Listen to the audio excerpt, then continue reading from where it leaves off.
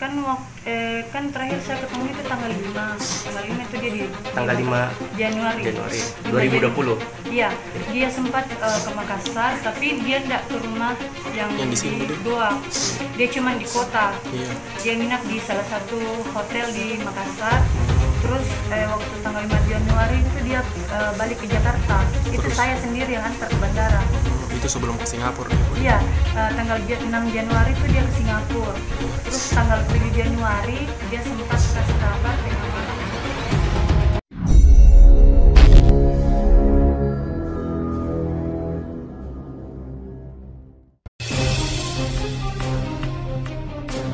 Komisi Pemberantasan Korupsi atau KPK tengah memburu politisi PDI Perjuangan Harun Masiku yang menjadi buron.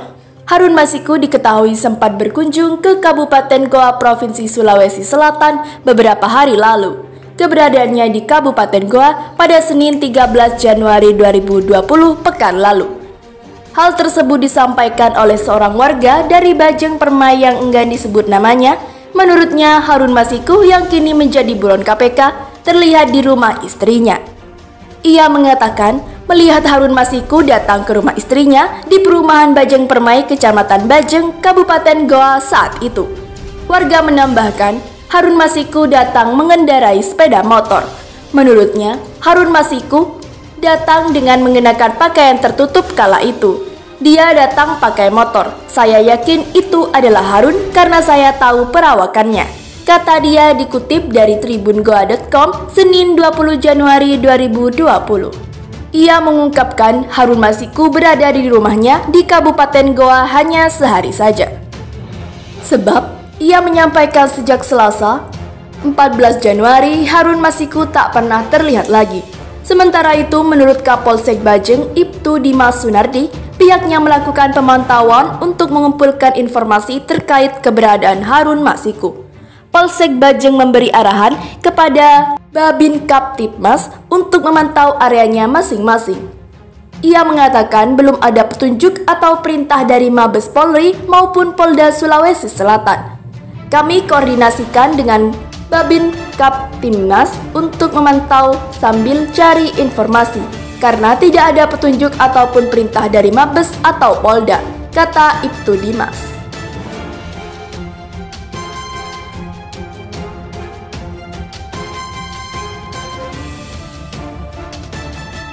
Sementara itu, keberadaan politikus PDI Perjuangan Harun Masiku masih menjadi teka-teki selepas ditetapkan sebagai buron Komisi Pemberantasan Korupsi atau KPK. Harun terseret kasus suap penetapan pergantian antar waktu anggota DPR RI yang melibatkan Komisioner KPU Wahyu Setiawan. Selepas OTT, Wahyu Setiawan muncul pernyataan dari Menteri Hukum dan HAM Yasona Lauli yang menyebut Harun Masiku masih berada di luar negeri sejak kepergiannya tanggal 6 Januari 2020.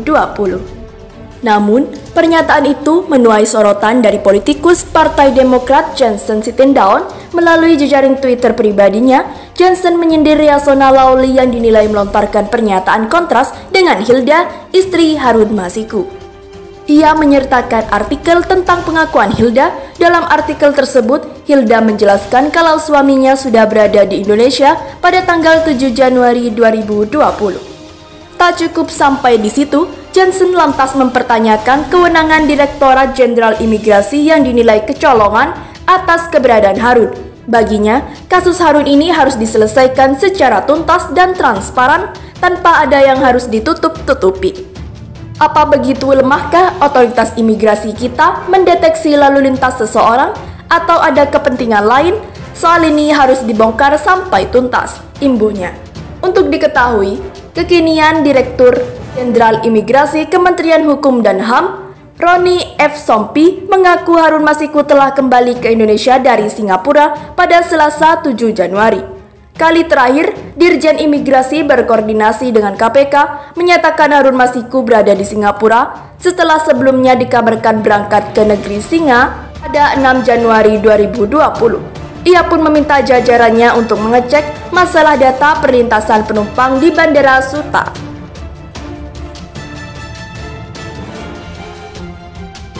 Kehadiran Yasona Lawli dalam konferensi pers Partai Demokrasi Indonesia Perjuangan atau PDIP dalam Rabu pekan lalu mengundang kritik. Apalagi agenda acara adalah soal pembentukan tim hukum untuk merespon kasus dugaan suap yang menimpa anggota partai itu, Harun Masiku. Peneliti dan pengamat politik Center for Strategic and International Studies Arya Fernandes menilai adanya menteri yang tetap aktif pada jabatan struktural partai berpotensi menimbulkan konflik terpenting. Apalagi dalam kasus Yasona ia harus menjalankan tugas sebagai Ketua Bidang Hukum PDIP beserta Menteri Hukum dan Hak Asasi Manusia. Sikap para menteri seperti ini akan menimbulkan persepsi negatif terkait profesionalitas kabinet. Sebaiknya, Presiden Jokowi punya kebijakan khusus untuk meminta menteri bekerja profesional sebagai pejabat publik, kata Arya, seperti dikutip dari Antara. Anggota Ombudsman RI, Adrianus Meliala, mengkhawatirkan sikap Yasona tersebut. Kami berpikir ini ada potensi mal kepentingan, tidak profesional, pembiaran dan tidak memberikan keterangan yang sebenarnya, ucapnya.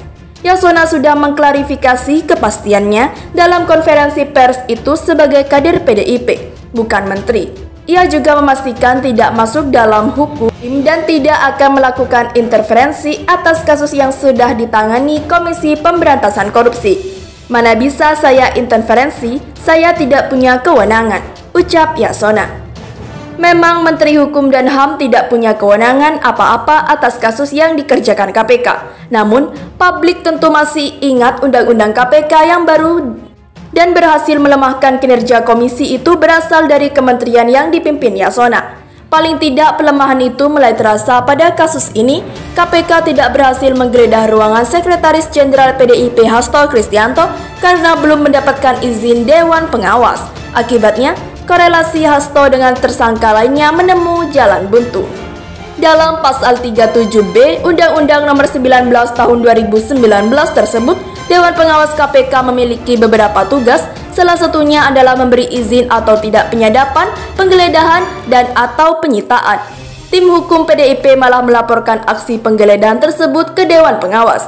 Pada 9 Januari ada yang mengaku dari KPK 3 mobil dan membawa surat tugas penggeledahan. Akan tetapi, ketika kami melihat, hanya dikibas-kibaskan, kata Koordinator Tim Hukum PDIP 1, Wayan Sudirta. Kasus itu dimulai ketika KPK melakukan operasi tangkap tangan atau OTT terhadap Komisioner KPU Wahyu Setiawan pada 8 Januari 2020. KPK lalu menetapkan Wahyu beserta 3 orang lainnya dalam tersangka. Ketiga orang itu adalah mantan anggota Badan Pengawasan Pemilu Agustiani Tio Fridelina, Saiful Bahri, dan Harun Masiku. Harun diduga menyuap Wahyu untuk memuluskan langkah menjadi anggota legislatif menggantikan kader PDIP yang meninggal dunia yaitu Nazarudin Kimas. Nazarudin merupakan adik suami Megawati Soekarno Putri, Taufik Kimas.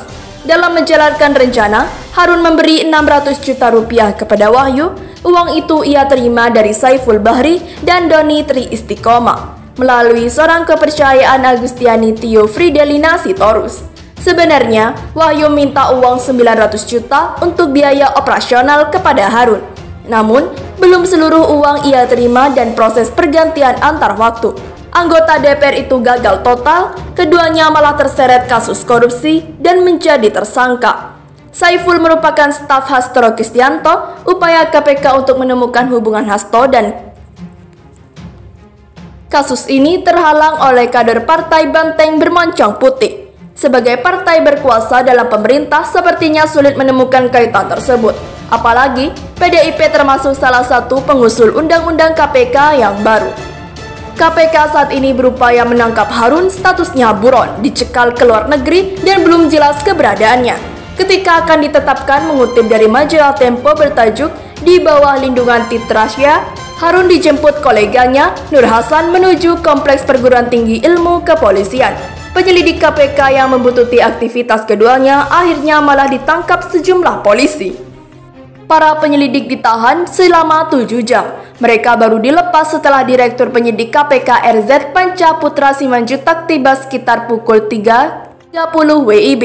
Ada kesalahpahaman antara penyelidik KPK dan polisi, kata pelaksana tugas juru bicara KPK Ali Fikri.